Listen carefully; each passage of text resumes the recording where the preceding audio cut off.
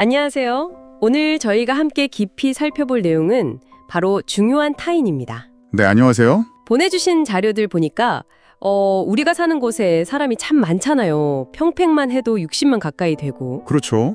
동네만 해도 수천 명은 살죠. 근데 정작 깊은 관계를 맺는 건 정말 소수고 이 소수의 지지랑 사랑만으로도 우리가 살아갈 힘을 얻는다는 이야기?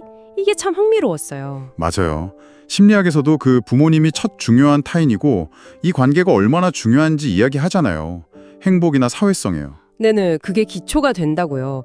그런데 오늘은 이게 그냥 개인적인 관계를 넘어서요. 그렇죠. 다른 사람들을 필요한 곳으로 이렇게 연결해주는 다리 역할, 이걸로 확장되는 걸 보려고 합니다.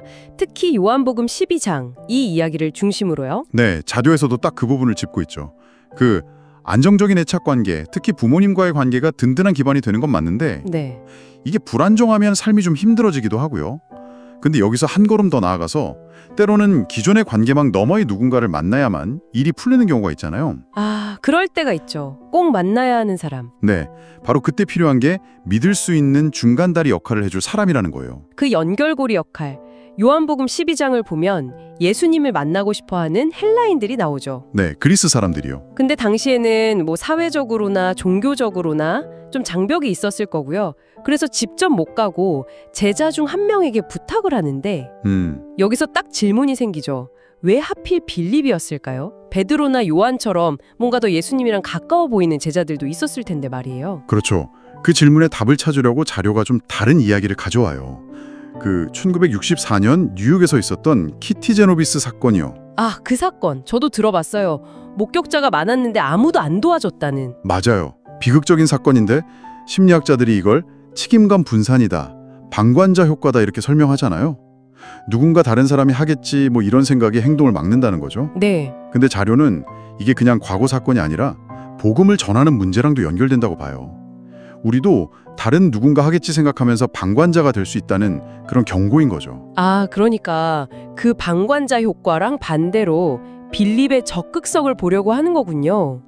그럼 빌립은 어떤 사람이었길래 왜 헬라인들이 그를 딱 찍어서 찾아갔을까요? 그걸 알기 위해 이제 요한복음 1장을 보게 되는데요.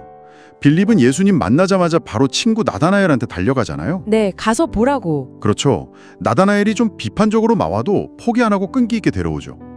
이런 모습을 보면 이 사람이 원래 사람을 연결해주고 관계 맺는데 좀 적극적이고 뭐랄까 따뜻한 마음을 가진 사람이 아니었을까? 그런 신뢰감 같은 게 있었겠네요. 네, 헬라인들도 아마 그런 빌립의 모습을 어떤 평판 같은 걸 알았던 게 아닐까 싶어요.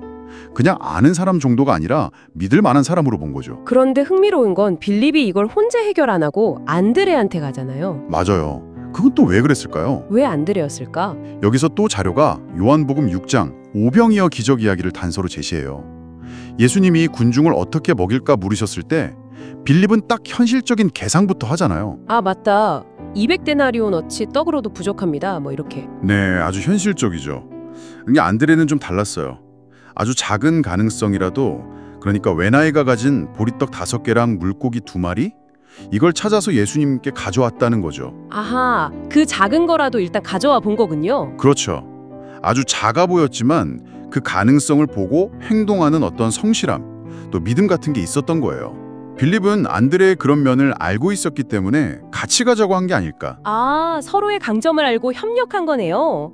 빌립의 관계 맺는 따뜻함이랑 안드레의 그 성실함, 가능성을 보는 믿음. 네, 바로 그거죠. 이 둘의 시너지가 있었던 거예요. 결국 이 두 사람, 따뜻하고 관계적인 빌립, 그리고 성실하고 믿음직한 안드레, 이 둘이 다리가 되어서 헬라인들을 예수님께 인도한 거군요. 네, 이게 되게 인상적인 게 무슨 엄청난 기적이나 사건이 아니라 어찌 보면 평범한 두 사람이 사람을 품고 연결하는 그 역할 자체가 복음이 유대인의 경계를 넘어서 퍼져나가는 중요한 시작점이었다. 이런 분석이 참 와닿았어요. 그렇죠. 이 이야기들이 오늘 우리한테 주는 메시지로 되게 분명해 보여요.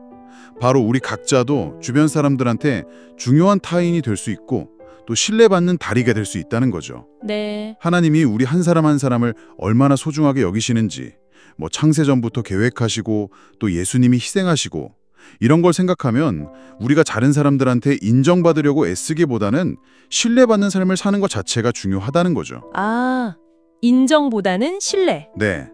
남을 비난하거나 그냥 방관하는 대신에 좀 공감해주고 책임지는 태도, 그런 성실하고 따뜻한 일상 자체가 누군가를 좋은 방향으로 이끌어주는 연결점, 다리가 될 수 있다는 거예요. 맞아요. 가끔은 내가 너무 평범하고 작게 느껴질 때도 있지만 바로 그 자리에서 시작할 수 있다는 거잖아요. 뭐 대단한 걸 하는 게 아니라 그냥 가까운 사람한테 다정한 말 한마디 건네는 거, 내가 맡은 일 성실하게 하는 거, 조용히 지지해 주는 거. 네, 그런 것들이요. 이런 작은 것들이 누군가에게는 정말 절실하게 필요한 연결고리가 될 수 있다는 거죠. 지금도 우리 주변에는 분명히 연결을 필요로 하고 길을 찾는 사람들이 있을 텐데 그렇죠. 그 키티 제노비스 사건의 목격자들처럼 그냥 방관하기보다는 빌립과 안드레처럼 좀 따뜻함과 성실함으로 다가가 보는 거 어떨까 싶어요. 정말 당신의 작은 행동 하나가 누군가에게는 꼭 필요한 다리가 될 수 있습니다. 마지막으로 한번 스스로에게 이 질문을 던져보시면 좋겠습니다. 내 삶, 내 말과 행동이 주변 사람들에게 어떤 영향을 주고 있을까? 나를 통해서 사람들이 좀 긍정적인 연결고리를 발견하고 있을까? 아니면 나도 모르는 사이에 방관자 역할을 하고 있지는 않을까? 여러분이 놓을 수 있는 그 작지만 소중한 다리는 과연 무엇일지 잠시 생각해보는 시간을 가져보시면 어떨까 합니다.